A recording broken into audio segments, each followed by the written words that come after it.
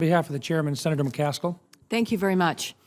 Thank you both for your service, and we are glad that you are there. As you both probably are aware, I've spent a lot of time on this committee talking about contracting, and I want to really drill down on some contracting issues in my time here this morning. I began some oversight on the legacy program beginning way back in October of 2012. And as you all know, the legacy program is a very expensive American effort to build the intelligence capacity of Afghanistan and Iraq. We are now very engaged in an investigation into parts of this contract.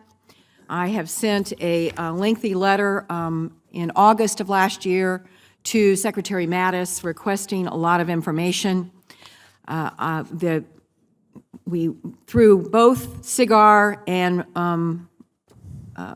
Robert Portman and I, we have all been asking for more oversight on this, and we learned that in August of 2017 that there was a non-public DCAA audit of the subcontractor, New Century Consulting, and this audit, we know, includes question costs amounting to over $50 million, including Bentleys, Alfa Romeos, assistant salaries of $420,000. It is, it's so discouraging to me after all the work we've spent on contracting, after the War Contracting Commission and all the reforms we've done in contracting, that we have not yet figured out how to get at these abuses close in time and close to the source. And I don't even think leadership finds out about this until it's way too late, and we're always engaged in the clawback process. So I have been on this for a while, and I would like a couple of things that we're not getting right now, and I'd like to bring them to your attention. One of the things that we would like is a full list of contracts and subcontracts in which New Century Consulting is still engaged in. We would also like the NCC performance assessments.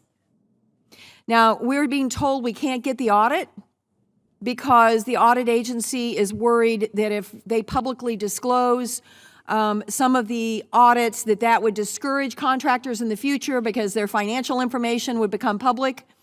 I think we can get around that, and I think we've got to figure out a way to get all this information out, because if I just don't embarrass the hell out of you guys, I don't know how we're ever going to stop this stuff. And ultimately, I'm not going to issue this investigative report until I figure out who was seeing this stuff and not saying anything. Who on the ground, which brings me, Secretary, and when you were here on your confirmation, you know I talked to you about the IG report, the DOD IG report in terms of top management challenges. And ironically, the DOD IG, no surprise, said overseeing contracting officers' representatives was one of the biggest challenges, and assessing and reporting on contractor performance was one of management's biggest challenges. Can you give me some good news, Secretary, as to whether or not you've now digested this report and whether or not you, along with General Miley, are actually strategizing how we can, we've made progress on cores, because when I went to Iraq in the beginning, it was clear that a guy was just getting a clipboard.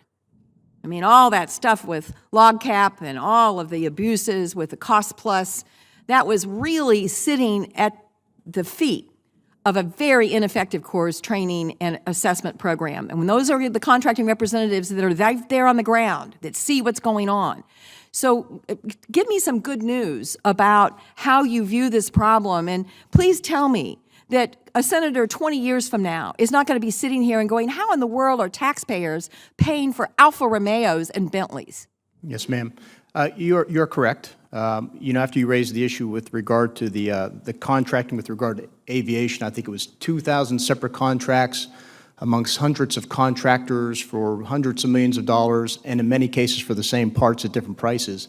I went back and went through that report. I've discussed it with folks internally. I will tell you, in the 4 months I've been on the job, I've met with Contracting Command twice, as recently as 3 weeks ago. I've had a conversation with my senior acquisition executive. It's something that General Milley, I recognize as a challenge. The head of Army Material Command is all this. We recognize that, as that report outlined, is we need to have clear metrics and hold leaders accountable for meeting those metrics with regard to contracting. I'm sorry. One of the reform initiatives we're pursuing right now is is aimed to reduce the number of contracts, reduce that process. We're looking at savings of possibly over $1 billion over a multi-year period, but there's a lot more work we need to do with regard to this, and we just don't have. We have to be good stewards of the taxpayers' dollars, and that means reform includes certainly contracting. Well, I look forward. I know we need to have a meeting, and you've been kind to try to reach out to my office to have a meeting. When we have that meeting, let's talk about these contracting representatives on the ground and what next step we need to take to augment their ability to be the eyes and ears. I won't regale you now because I'm out of time with all of the time and energy that has been spent on this.